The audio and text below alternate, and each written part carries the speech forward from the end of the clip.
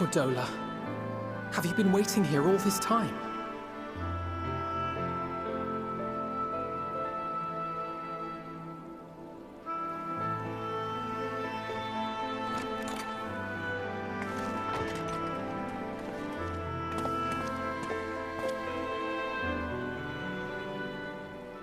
We have done what we can.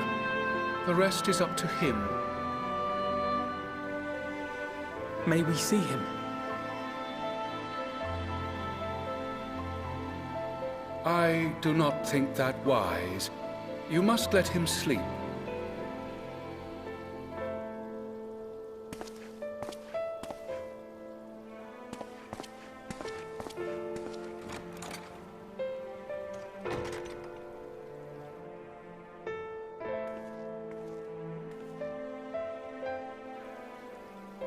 Thank you for bringing him back.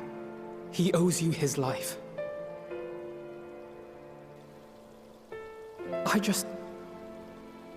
I just wish I had been there.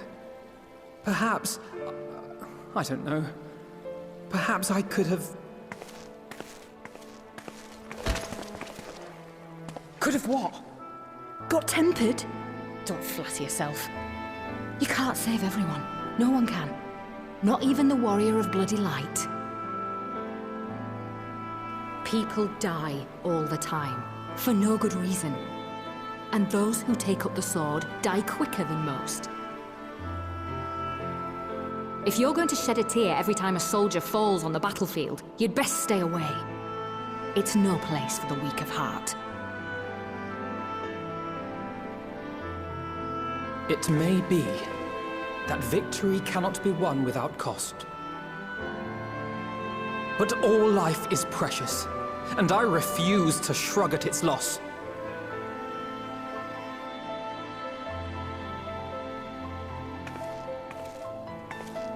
All life is precious! You need to grow up, little man. Before your sparkling ideals get everyone killed.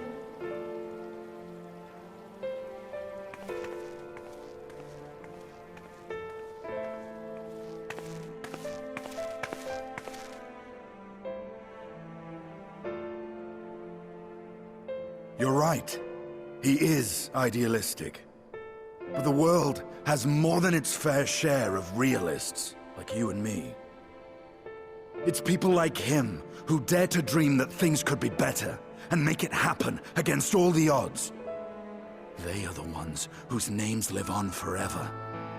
The heroes. The battlefield's littered with would-be heroes. At this rate, you'll lot'll be next. And what'll become of your precious dreams then? They'll be gone. Like dust on the wind.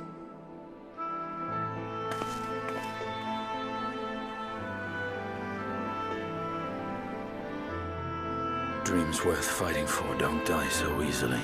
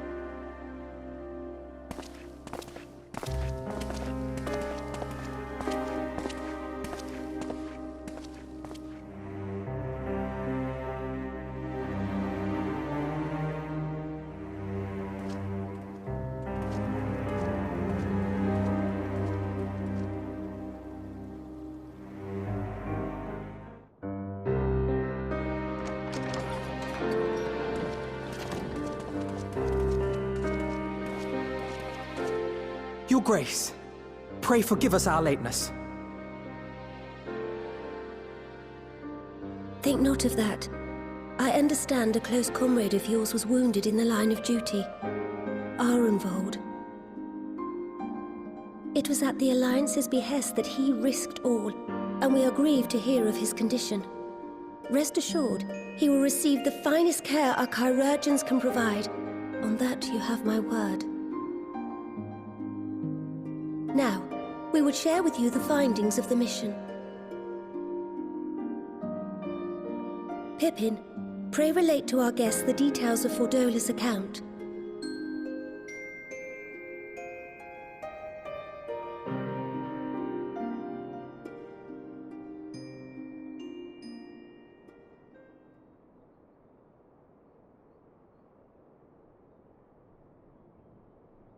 First Bahamut, now Ifrit.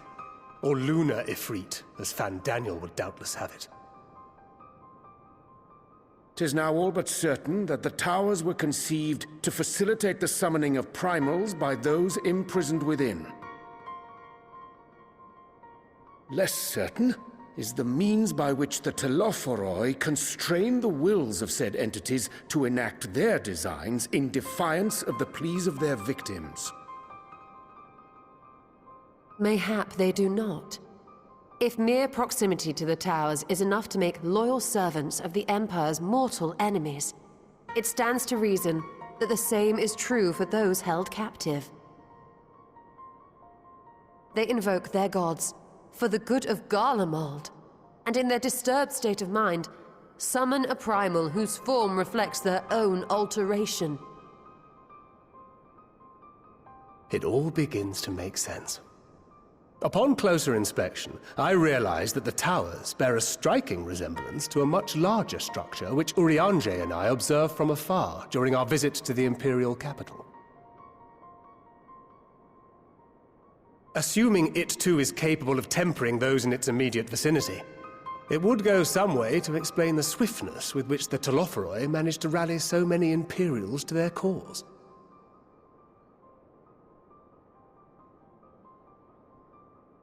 While the situation in Garlemald is indeed troubling, I fear we have more immediate concerns. Ifrit was not the only primal summoned. At approximately the same time, observers at several other towers bore witness to the emergence of further such entities.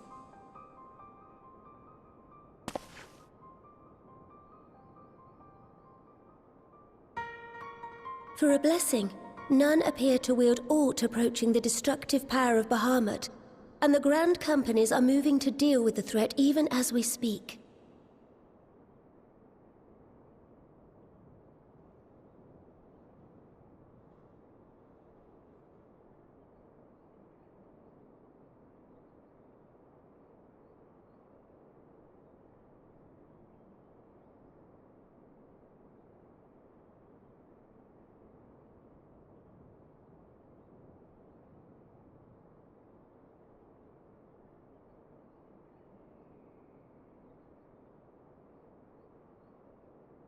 Though we are aware that the task will not be easy, we would call upon the Scions only as a last resort.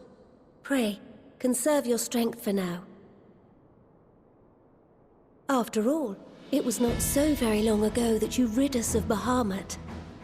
On which note, I am pleased to report that our talks with the Amalja have reached an agreeable conclusion. They have pledged their full support to our cause.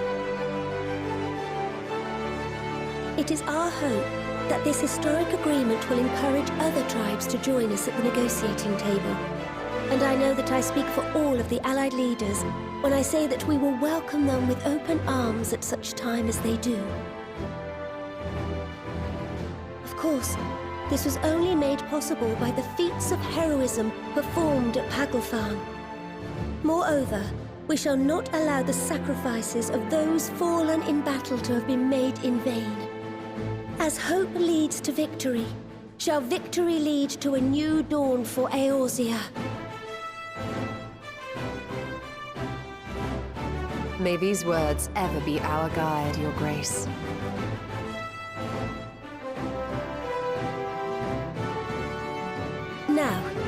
forgive me. I must consult with the Syndicate on the matter of our new allies' integration. Till next we meet, my friends, I bid you safe travels and blessed respite.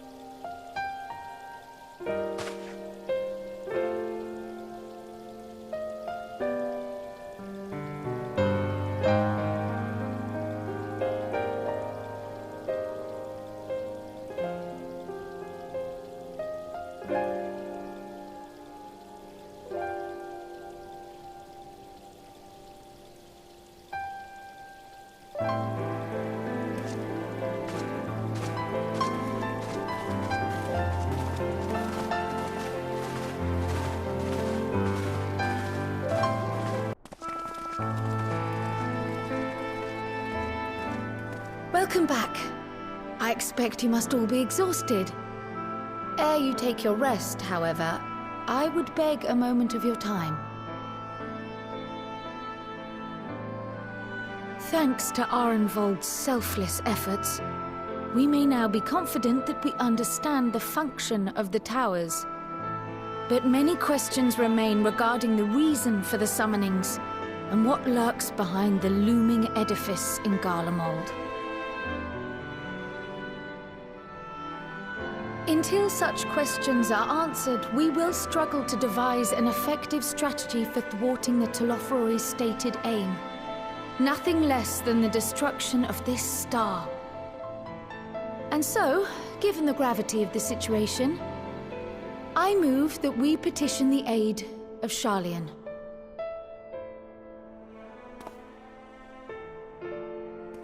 It is possible the ancient knowledge preserved within our archives may hide a clue to our enemy's methods.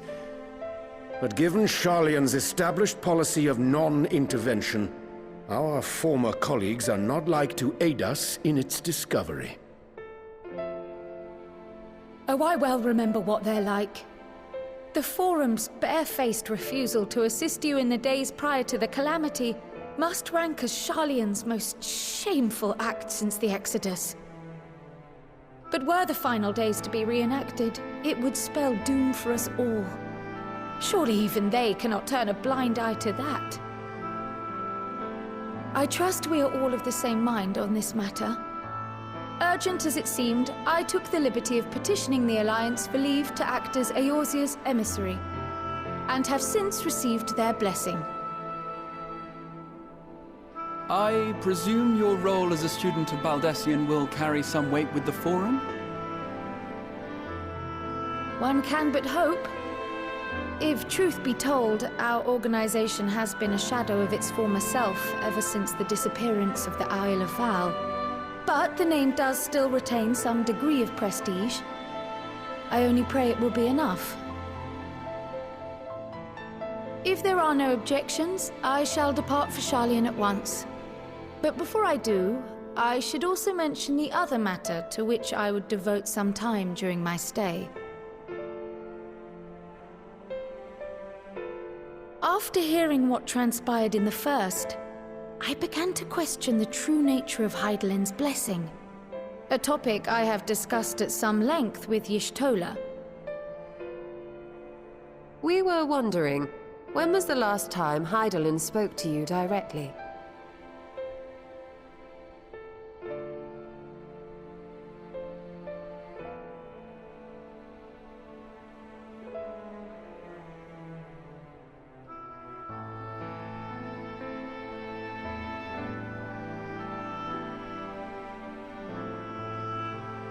Is the question truly so vexing? Perhaps you fear I will chastise you for giving the wrong answer. Or was it so long ago that you simply can't remember? History shows us that Hydaelyn is able to awaken the echo in her chosen, convey her will directly, and grant the blessing of light. To our knowledge, however, she has not sought to intervene in man's affairs for some considerable time. Might not the explanation for that lie with her choice of champion? Mayhap she is content to trust in his judgment. Mayhap she is. But following my initial discussion with Kryl, I made inquiries of my own. And as far as I am able to tell, Hydaelyn has not made her will known to anyone. During my time in the First, the Oracle of Light spoke to me through Reen. But that was not the will of Hydaelyn. It was Minfilia herself. Indeed. And while she and Hydaelyn were inextricably linked, Minfilia yet acted of her own volition. A messenger, yes, but one who spoke with her own voice.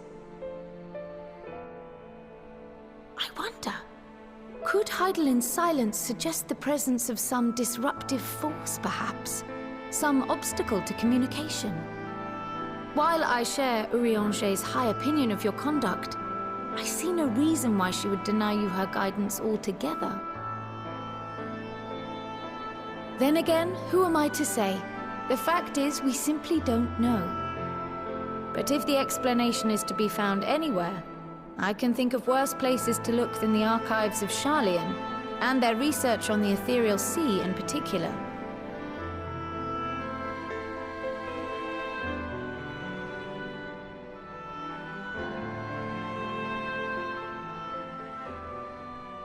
Resolved though I am to go, believe me when I say that I take no pleasure in the thought of leaving you a member short. Now, of all times. Estinian, we stand on the eve of a struggle that will decide the fate of this star. One in which we Scions may play a telling part, yet we are but few in number. And so I must ask you again, will you join us?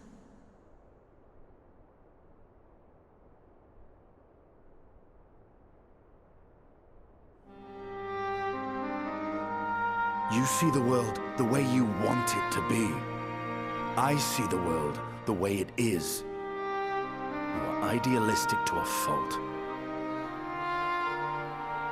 But I know you would never turn your back on those in need. Never close your eyes to their suffering. And somehow, your deeds lend truth to your words, giving the lie to my doubts in so doing. I have seen others draw strength from your belief. In Ishgard, in Alamigo, you inspired them to stand up and fight. To win, no less.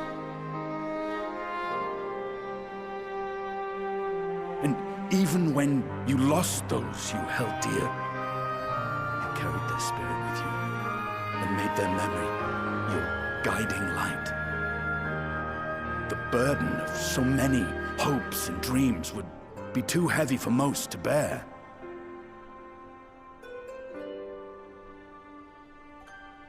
But you bear it willingly, as you have shown me. Some dreams are too important to let go. If you have need of my strength, it's yours. After all you've done, how could I refuse?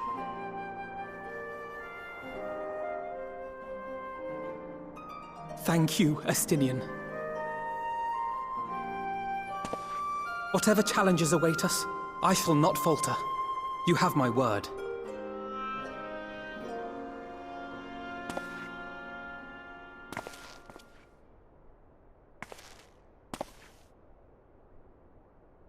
And now, I may bid you farewell.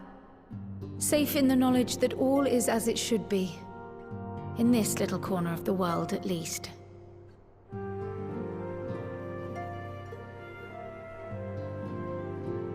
You will be sorely missed.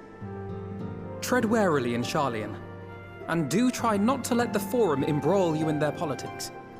A forlorn hope, I know, given the individuals involved. I shall do my very best. Farewell.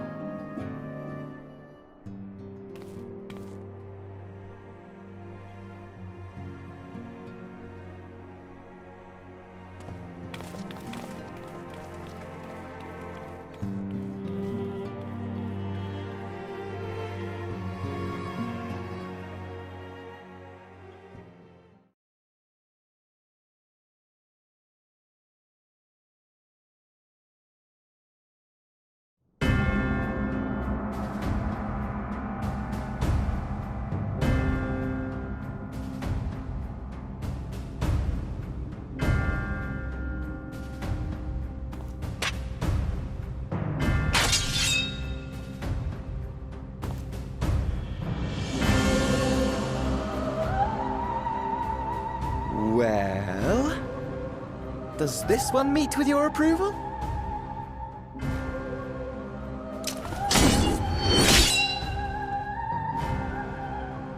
Apparently not.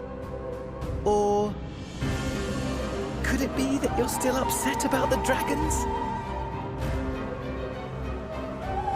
You are unwise to remind me of so costly a failure.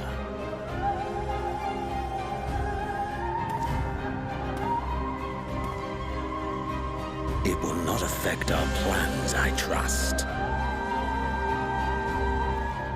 Oh, hardly at all. Though, admittedly, the chances of us being able to procure any more Mericidian dragons are rather slimmer following Tiamat's reappearance.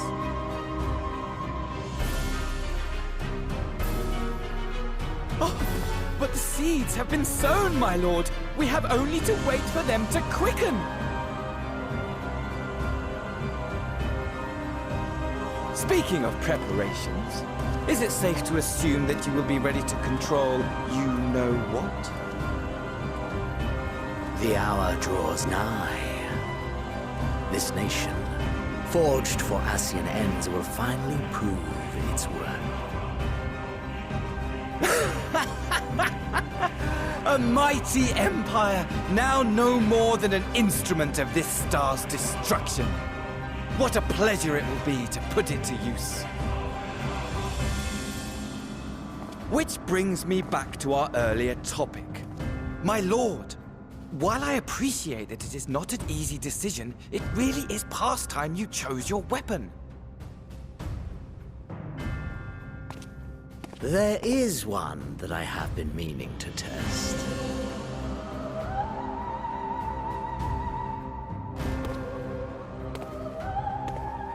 Well, well, not quite what I was expecting. Though I will say, it does seem rather apt.